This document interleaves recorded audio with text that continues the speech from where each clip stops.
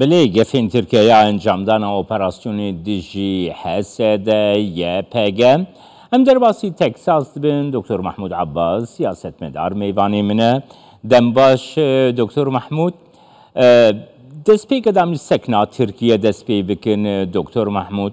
ترکیه دبیجه گفا تروری لدیجی من زیده بویه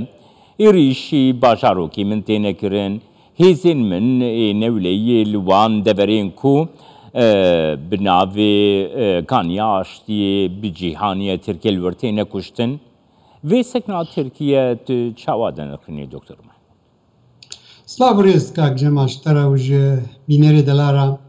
از باور دکم ترکیه لویدری لی مزینی آخفتنا گویکی لگید کری دواره کی دیپلماسی تا نامنا او نوچنا دیخویا کرن ترکیه برین ها گلک جارا ولو وقتی گونامی خودشیان ولو بنرمی دیشان دمزین وی دمات حالی ولو گریب قربون مشه دمکا گو انو ناکوکین دنا برا ترکیه و روسیا دا گربونا وبتيبدت ميزاني انه امريكا جابت تويري نديه وكا جو بوتين وكا جو ترامب ريدا وانا كانت نصري كان يدا دجبر ولوج كي في اخفتناها دكي دريا دي خويا كر يا ما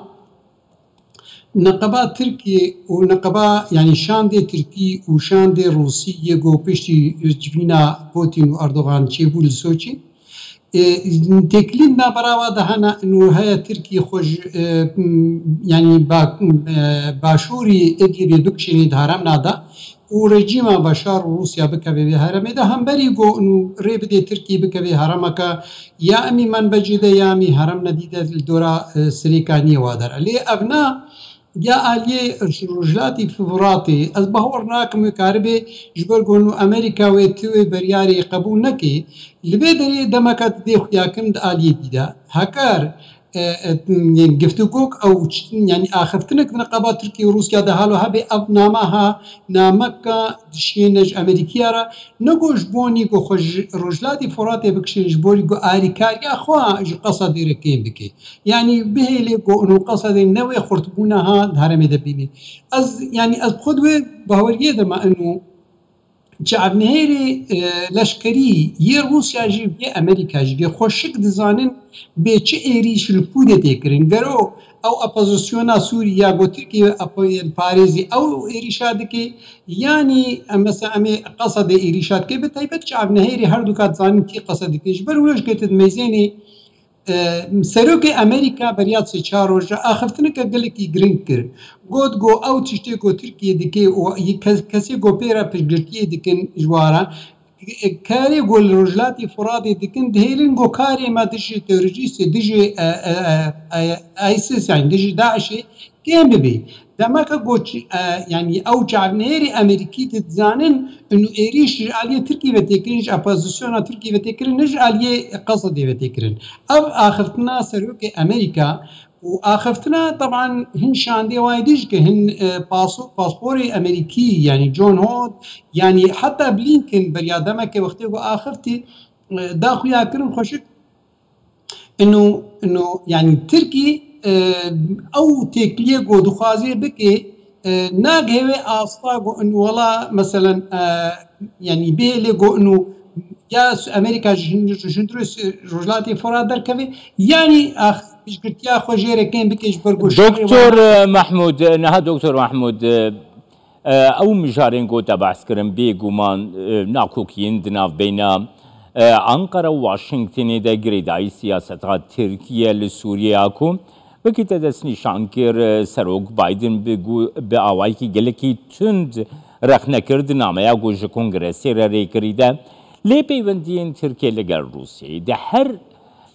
روش نوسا ده تیگو تنگو ترکیه بالانس وسا را دگره کو خونیزیکی روسیه دکه روسیه جی برانبری هن برجوندین خواه برجوندین روسیه دکاری گلوبا کس جبو اپراسیونه که ل روشلات باکوری سوریه ج ترکیه را وکه نرخاندنات چیه؟ که جمال الویدری مز آخفتنك هاتا کرن بریا دما که دویجن دوی او ایریش گوهاتن کرن سر اپوزیسیونا سوری لهندروی عفرین وادرا مشکنا روسی بون يعني تركي بشكل اندركت تخاصي بيجي انه او يعني قصد يك كسي قول من بجوا هنا تكليه وبروسيا رهنا او يعني چکه گود پیکتینن چکه روسین دماغ گوته کلیک د نقبا قصد روسیا ده ابا هذا كبي ناكوكيه ده انه نقبا روسيا وتركيا ده غايا وي اصلا ونما ايدانك جبهه دوبه وردكن يعني طبعا وقتي جو تركي دبيجي دبي انه واريكاري بقصد ركري ام مشكدان ان دايركت دبيجي انه ازي يعني إيريشي حرامي بكم بشرط جوز از توريست سرخو بكين بكم. باشا دكتور محمود ممكنة دكتور محمود ممكنة كو روسيا لقال تركيا لسر مجاركي وصل هفودوب كي جار تركيا سربازين خوش ادلبي فاكشينج در دورا ادلبي درب كذا ريبدا كو تركيا جي إيريش بكي اوبراسيونا كي بكا. ناكاك جمال بهور ناكم ولو بكيش برغو انه تركيا جدشتكي قلكي جرينج دا ترسي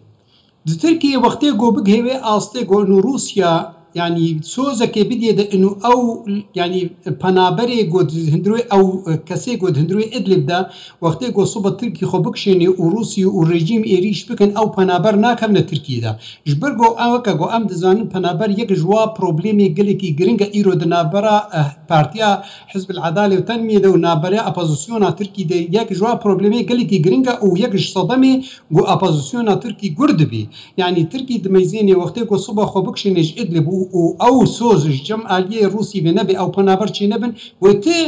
يعني تكليد ناقبارات او بيمان نابراوات شي نبن بيمان وقتي جو تشيجي بي حتى نابرا تركي وروسيا دا تشي بيغونيو خوش باشوري اللي بكشيني ويش عبي خو بقري وقتي جو تركي ايريشي هرما رجلاتي فراتي بكي بس لبيدي ناما ندور ده نامد امريكا ده قالوا دي ريفابريا بايدن وفي كاريها قبول بكي باشا دكتور يعني محمود نها استخوازم ويبرسيب كمكم سرو كماري تركي وزیر دربه ترکیه وزیر برگری ترکیه همان پیام دان گوتن کو روسیا و امریکا اوری کفتنین کو ملگل وان کرنا واری کفتنین کو جیب جیناکن هزین تروری مبستا ترکیه حسد و یپگه ایریشی مدکن جبرویه که ام بخوامه دو اپراسیونی بکن ام بخواه مجاری امی چاره سر بکن امی ریش بکن دمکا گنجایده الجورا بحورياتا بيغلوبا كسك يا موسكو وواشنطن تركيا دكاري اوبراسيون كيلبر انجام نو وتركي تجاره نكار بي كاري هابكي جبرغو يقلك صدام هنا تركي وقتو بي كاري هابكي بي يعني بيت جفتجون او بيمان نابرا روسيا او تركيا يعني داخواز يعني امريكا شعبي خوجي بكري وتركيا نكار بي خرابوها بخوبك يعني او بخوي خرابونك قال لك مازن هندرو بكشيني هندرو تركي وكاكو امتان ايرو ورقه تركي هاي تقريبا يعني الدولار هاي انه ورقه تركي ايكونوميكا تركي كبي تدميزين تركي جبوني شعبي ملط جبيت اشتها بكري جبي هرباندا ايكونوميكي بكري جبوني ابوزيسيون بتشلو بلند بيد هندرو دا رولا يعني تعدالي تنميه كم دي تدميزين بحثا ايكونوميكا تركي تد بي هرسي هيدي تالي قال لك جروب قال لك بيش كتيا تدميزين بيجي بحساب يعني بازرگانيه كد باز طاري درونا دفروش ما اثيوبيا دفروش ما مغربي دمك جو انه تركي دولتك قال لك بيش تبي ودكبي سينوري دولت يعني دولتي دورا خدها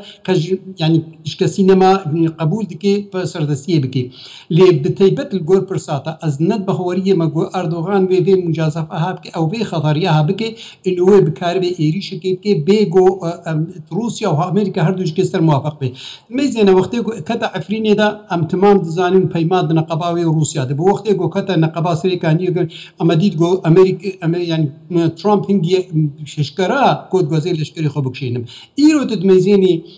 بايدن بخوا دبيجي دبي ايريشي جو تركي كينا كافي برجوانديا امريكي دا تدميزيني بوتين بخوا دبيجي دبي انه لازمه هون بيسي خوش باشوري اللي بيبكشينن دكتور محمود نها روانغاها سوريا يا مافين مروفي دبيجاكو تركيا لقال روسيا وسوريا الهفودو كريا کو بدرونان حتی ریبده سوریه جگو بدرونان ایریشی وان کسین کو نولاتین سوریه نه او کادروین پککنه لروجاوای کردستانی ایریشی وان بکتی گوتن کو هسده فرمانه کی نهینی درخستیه کو کادروین و کسین کو وک پککجی تینه بناف کرن در نکبن دربه نها هسده نزانی کو اف پیوندیا کو تیگوتن گودنا بیناوی و پکک ده هی اف یک مترسیک جبو روجاوای کردستانیه بطایبتی جی جبو پیش روجاوای کردستانی از بخوا دور نبین انه حتی امریکا بخوش که چاوی خوش بیتشتی ها گرتیه یعنی از دور نبین انه تراسه تکلی که حالو چه بوا و آخرتن سر به هاتی کرن دنا برا شاندن امریکی ده و شاندن روسی و حتی ترکی ده که انه او کسی گو انه الهندروي امريكان هندروي رجلاتي فراتينا انه او يقول نجي هندروي سوري غير قدر كبير بلوش او اوبراسيون يقول تشي بوندجي هناك هاتنا كوشتن ميزي امريكا شعبي خوجي كرت وسرنا اخذتي روسيا شعبي خوجي كرت وسرنا اخذتي دمغو بيمان نبراد بيمان لشكري هبودنا براده بس ناغي وطاي و استيغو انه امريكا تركيا اوبراسيون كلشكري دارمي درابي بيجو بيمانك فرح بدنا برا هرسكذا حتى فيك اللي كاسفت بيمانا نابينم بس يقول آخفناتا يجبرجو أمريكا يجي أزبهور دكم يعني أب بيشكولو نامك ميديا تفرمي سرتنا آخفتنا كذبين جل كده آخفتن إنه هيا وي بشي قصدي ديجو دهليجو بنيزك بونك نابرا بشي كردي دشي ببي ويعني أو سردستياجو إنه دبيجن دبي بيدي خطري تخازي يعني ريفابريا هرمي بكي ادخازي وي بشي هلينن جبرولش كي شعبي خجوا دروني تركي كرو او ايريشي جهاد نكرن وكنا ما بونشيان ميزين نامنا كرت بونشيان انه بلكي او بخو بكشين هرمي دكتور محمود هر وها غاباكم روف ل داخيانين هن سركردين يا باغا هن كسين غودنا بحاسه دنجي تماشا دكان کو فرمانداری هست مظلوم عبدی گارانتیا یک ریزی که کردی کربو لی گلک فرمانداری نیا پگه دی داخیانین خوده هر وکی داخیانین پگه که رادگین رایا گشتی اویک الگورا بیرو بحوریت جعالی رایا گشتیا جیهانی وجی نای دیتن کو لسر عرده پکه دومینانت خودی باندوره که روجاوای کردستانی و اویک مترسیه که برانبری یک ریزیا کردی برانبری برجوندین گلک آلیان این زلهیز لسر عرده و حتی زراره که الحنبری برجوندیا پیش روجاوای کردستانی آخرتنا تجیه خودک از خالق دید بجم یعنی پیکه از بهور ناکم گو هنه کاربن دهندروی ویدا گروپ نجهتی که بخو گو کاربن مثلا دبیجن ریچه کدی درخن یعنی حتی از دمیزینم اینو او آخرتنی گو کاک مظلوم دکی مثلا نیزی بونا کردی که یعنی ان درکت بی یا درکت بی او خوش که بریار نا پیکی بخونه یعنی تنکا بهور ناکم گونو یکی که مظلوم یا دیج که کاربن ورن بریار نا دیج پیکی درخن پیکی که ام تمام زانن پارتی که شموليا كسي قبول ناكيش غير الريشاي الريشة كتاني بيها يعني أفاها قرأك هركس بيزان بيوش بينا مولك عربي يعني أخفتنا كديب كي ولا جروبك جدر كتيا ونلقر برياري بيكيا قنديلا أفتمام أصبحت ميزين مليستكا كميديا بلكي بخو بيكي بخوش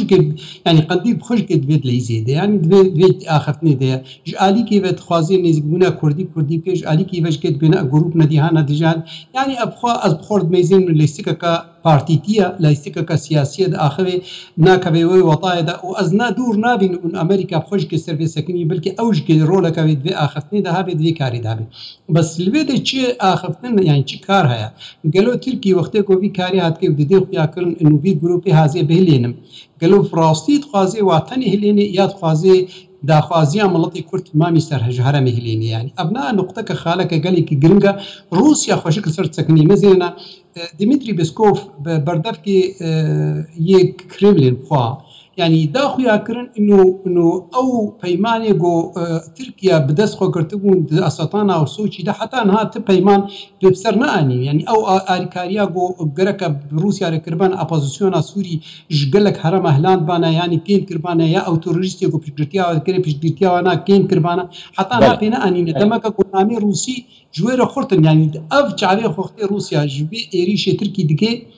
بس جاري خو جيناغري انه والله مثلا تركي صبح وقت جو ايريش كي بكي يعني بس الامريكا جاري خو جي دغري انه وقت جو دروني وينا هنا كابو جو بس جاري خو جي نغري وقت جو تركي صبح اوبراسيون كي الا وقت جو بيمان بنا بوده ازور نابين ايرو تركي دوله كغلك خورده قوي ندهر ميدا يعني ام بفن دفن يعني دورتك ياد دوايد نيتو ده يك قالك يجرينج دروجلات نادين ده يعني وقتي صوبا اوبراسيون كهالو بكي اصبح مو بيمان نقباوا وروسيا وتركيا ده من سرخا نوريج سرچ اساسي يعني بله سپاسیاتت کم دکتر محمود عباس سیاستمدار کوش تکساس امریکا تو میوانی